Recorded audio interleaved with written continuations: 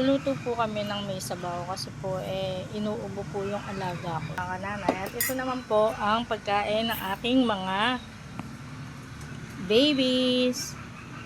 Yan po. Coffee! Po sila, kakain na po. Yan. Mga nanay, bubuksan ko na po yung pagkain ng aking mga babies. Kasi po walang huling ang aking asawa ngayon, kaya wala pong baong isda. Kaya ito na lang po ang kakainin nila. Yan po. Bubuksan na po natin.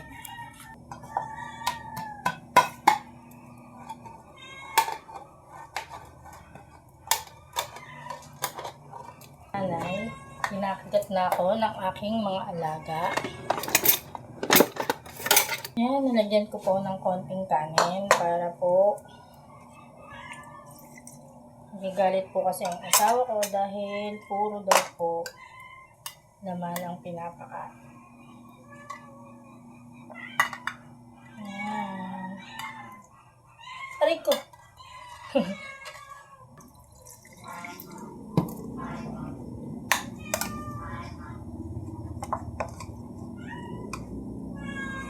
Nanay, kakain na po ang aking mga baby. Nanay, kumakain na po ang aking mga babies. Yan. Gutom yarn. Ang lalaki na po ng aking mga baby, oh.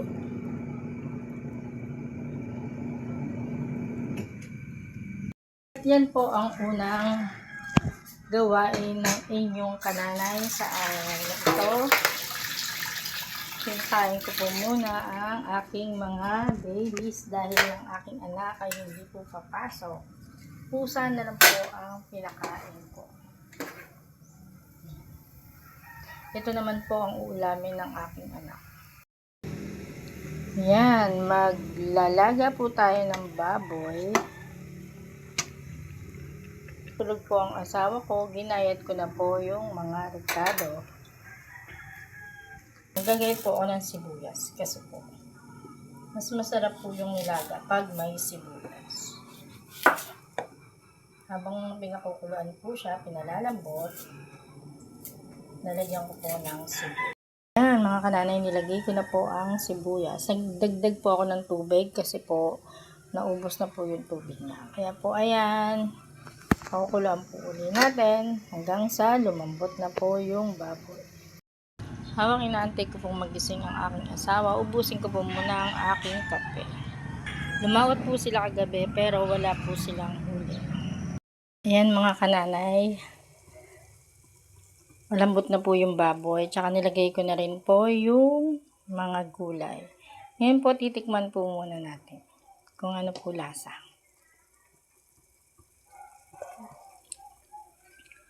Sa tingin ko mga kananay may kulang. Bagsak na naman ako nito sa anak ko. Yan, pero siguro time po muna natin na medyo kumulo pa siya.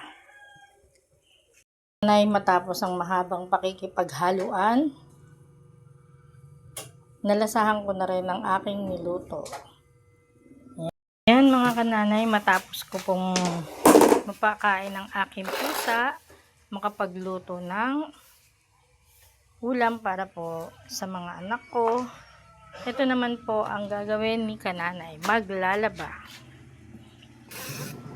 Yan, nakapagwalis na din po ako mga kananay.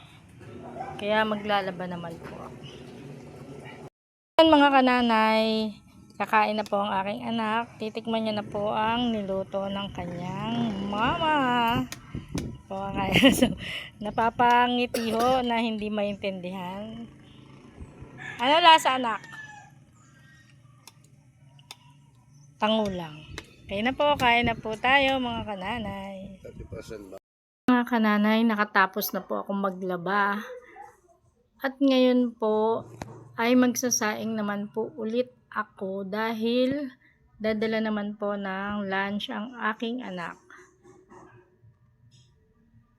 Yan. Lunch din po ng manugang ko. At magiging lunch po ng aking anak na hindi pumasok. Yan mga kananay, imis-imis na lang po ang gagawin ko habang nagpapahinga para po mamaya maliligo naman po.